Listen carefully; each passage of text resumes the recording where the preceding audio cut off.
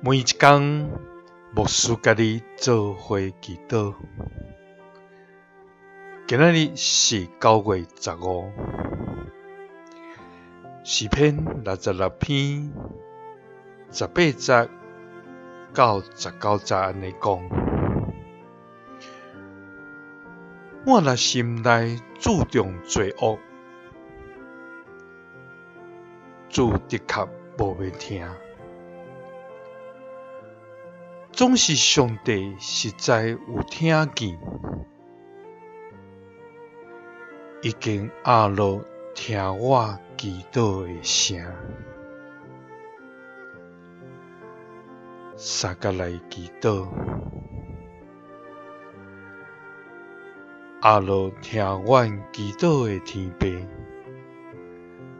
阮感谢你，主啊！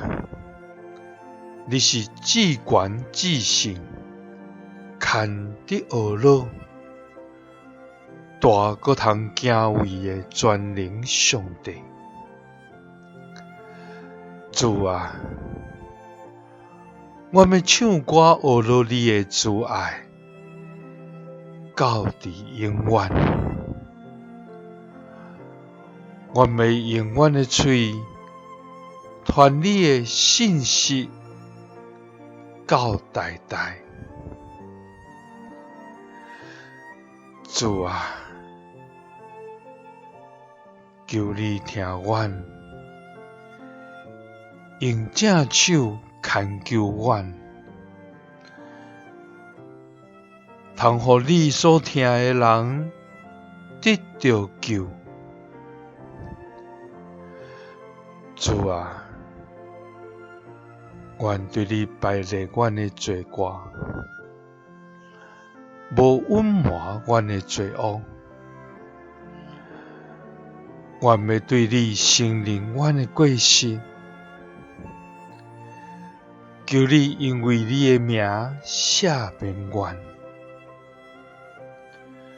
主啊，求你伫天里听阮，赦免你的奴仆。甲你的百姓的罪，愿你对天里你所徛起的所在，听阮祈祷恳求。主啊，求你赦免阮一切的罪，因为阮若心内注重罪恶，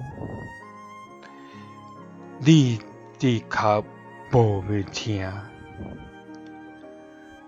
总是你实在有听见，已经压落听阮祈祷的声。祈祷是奉主耶稣基督的圣名。阿们。耶稣听你，赐你平安。